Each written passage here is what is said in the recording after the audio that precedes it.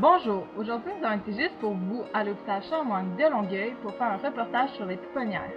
De là, nous avons rencontré Joanne Fessler qui a éclairé nos interrogations à ce sujet. Vous en saurez plus dans quelques minutes.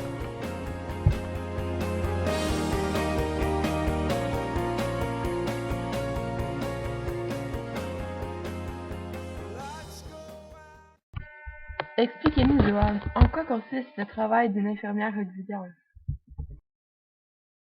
OK. Une infirmière à l'hôpital Charlemagne, il y a 3 quarts de travail différents. Il y a des infirmières de jour, de soir, puis de nuit. Fait que la journée est divisée en 3 parties. L'infirmière, quand elle arrive, l'assistante qui est au poste, elle divise le nombre de patients qu'elle a pour le nombre de personnel qu'elle a. Habituellement, le ratio ici, c'est 4 familles. Donc, 4 mères, 4 parents avec un bébé. Puis l'infirmière, elle s'occupe de ces 4 familles-là pendant toute la journée. Il y a des diades, infirmières auxiliaires, c'est-à-dire que c'est une équipe qui travaille ensemble. On appelle ça la synergie. Fait que l'équipe, elle travaille ensemble parce que c'est toujours l'infirmière qui est responsable de toute l'évaluation par rapport aux familles. Puis l'infirmière auxiliaire, elle collabore aux soins avec l'infirmière. OK? Fait que c'est un peu différent. Fait qu'ensemble, ils regardent leur travail du matin, ils regardent qu'est-ce qu'ils ont à faire dans leur journée, donc tous les soins qu'ils ont à donner pour ces parents-là.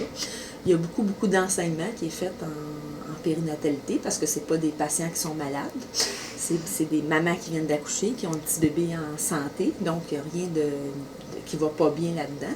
Si jamais le bébé va pas bien, mais là, il est transféré dans une pouponnière de soins intermédiaires qu'on appelle, puis là, c'est d'autres infirmières qui s'occupent des soins plus particuliers de ces bébés-là. Fait que l'infirmière, elle regarde qu'est-ce qu'elle a à faire dans sa journée. Fait que qu'est-ce qu'elle a à faire? Bien, il y a différentes choses. Premièrement, il y a l'observation du bébé pendant le quart de travail. Ce qui comporte comme soins, c'est des soins de signes vitaux.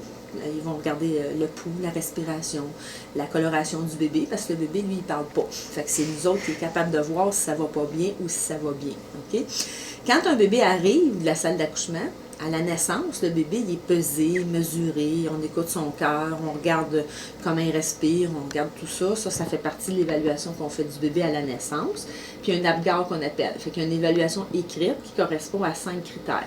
On regarde au niveau de ses battements cardiaques, on regarde sa respiration, on regarde ses réflexes, on regarde comment il réagit à la stimulation, puis on regarde la coloration de la peau. Puis ça, c'est coté sur 10. Il y a 2 points pour chaque item. Si les APGAR sont bas, ça veut dire que ça a été difficile probablement l'accouchement, puis là, on a plus de surveillance à faire pour le bébé à ce moment-là. Fait que ça, c'est vraiment l'évaluation. Puis ça, vous avez ça sûrement dans votre petit carnet de santé que vous avez eu à votre naissance. Vous avez votre APGAR, les petits points sur 10, puis ça va comment c'était quand vous êtes arrivé au monde. Fait que ça, c'est la première étape pour l'évaluation du bébé. Après ça, le bébé, lui, dès la naissance, il est mis en peau à peau sur l'avant de la mère. OK? Le cordon n'est pas encore coupé, le bébé est mis là. Puis là, après ça, on clampe le cordon.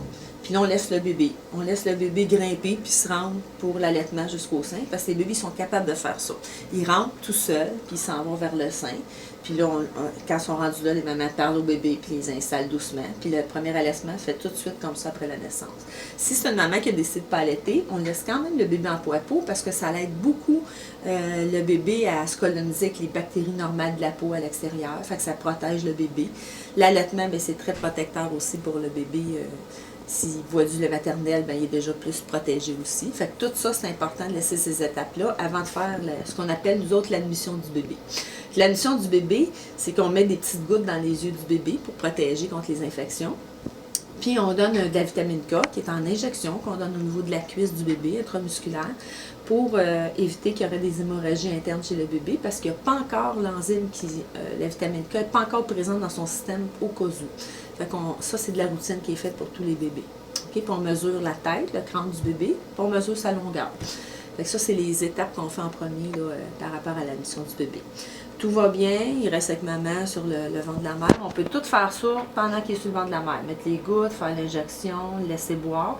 Après ça, nous autres, c'est séparer la salle d'accouchement du département.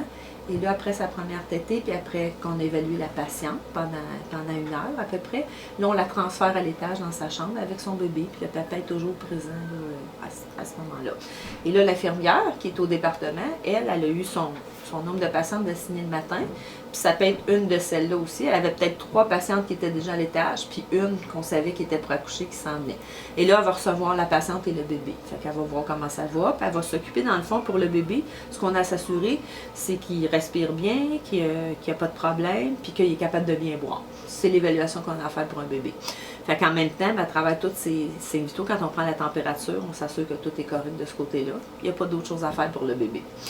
Puis la maman, elle, bien, après ça, ce qu'on regarde, c'est vraiment l'attachement, comment la maman se débrouille avec son bébé, puis on va faire tout l'enseignement par rapport à ça. As-tu d'autres questions que tu veux que je réponde? Ben oui. Est-ce que vous avez des conseils à donner aux nouveaux parents quand ils arrivent ici? Oui, bien, ce qu'on fait, dans le fond, on a une grille d'enseignement qui comporte un petit peu tous les premiers soins qu'ils ont à donner à leur bébé. Donc, comment laver leur bébé, prendre soin du cordon ombilical, qu'est-ce qu'on a à surveiller pour le bébé dans les prochaines journées, puis le retour à la maison. Fait que ça fait partie de la grille d'enseignement qu'on a conçue pour ça. Puis ça réfère aussi au Mieux vivre avec son enfant, qui est un petit livre, je ne l'ai pas avec moi, ça, qui est remis à tous les parents, okay, qui est fait mieux vivre là, avec son enfant. Puis ça, ils appellent ça la petite Bible. Là-dedans, il y a tous les renseignements qu'on peut avoir, les informations, les premiers petits problèmes qu'on peut rencontrer chez les enfants de 0 à 2 ans. Fait qu'on se fie vraiment, ça a été des informations qui ont été toutes revisées. C'est fait par Publication Québec, OK, par le gouvernement, Institut national de santé publique, OK. Puis c'est par rapport à ça, on ne donne plus d'autres papiers vraiment. Toutes les informations que les parents ont besoin sont là-dedans, puis on se fie à ça pour l'enseignement. Fait que notre grille d'enseignement répond à ce qu'il y a là-dedans aussi en même temps à ça.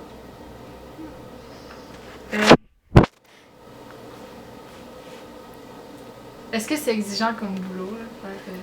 Ben, c'est sûr que c'est beaucoup d'observation. Il n'y a pas beaucoup de techniques en obstétrique pour une infirmière parce que c'est pas des malades, donc il n'y a pas beaucoup de soins comme tels à donner, sauf bon, s'assurer, c'est sûr, la patiente comment elle va après l'accouchement, parce que ce qu'il peut avoir comme complication après un accouchement, ça peut être des saignements, une hémorragie, des choses comme ça.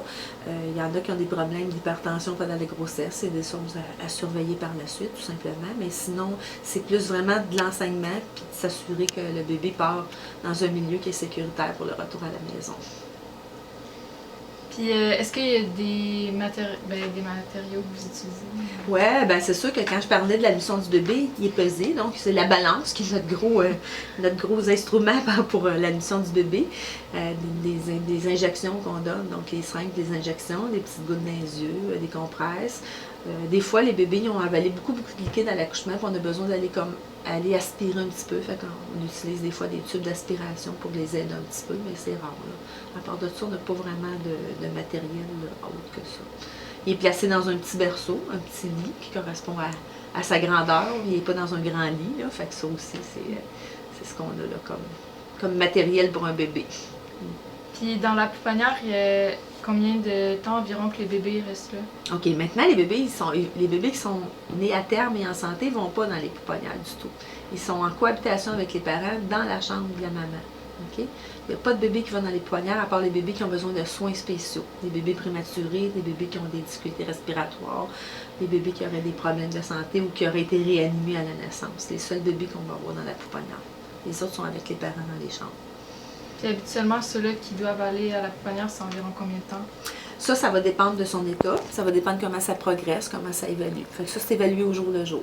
Fait que dépendamment, là, les médecins passent tous les jours, puis ils regardent comment ça s'est passé dans les dernières 24 heures. S'il a bien bu, si la respiration s'est replacée et tout ça. Puis c'est comme ça que c'est évalué. Fait qu'il n'y a pas un bébé qu'on sait combien de temps il va passer. On a une idée, des fois, par rapport au poids ou par rapport à son arrivée, mais il y en a qui passent 24 heures, il y en a qui passent 1 mois, 2 mois. Fait que ça varie beaucoup. Puis est-ce qu'il y a des règles qu'il faut que vous respectez? Oui, il y a les règles d'hygiène, OK, par rapport à un bébé. C'est le lavage de main, toujours, avant de n'importe quel soin qu'on fait en tant qu'infirmière. Il y a le lavage de main avant et après qu'on a manipulé ou qu'on a touché des patients. Ça, c'est la base. Puis est-ce que vous avez des petites anecdotes? Ou Des anecdotes, comme quoi? Anecdotes... Écoute...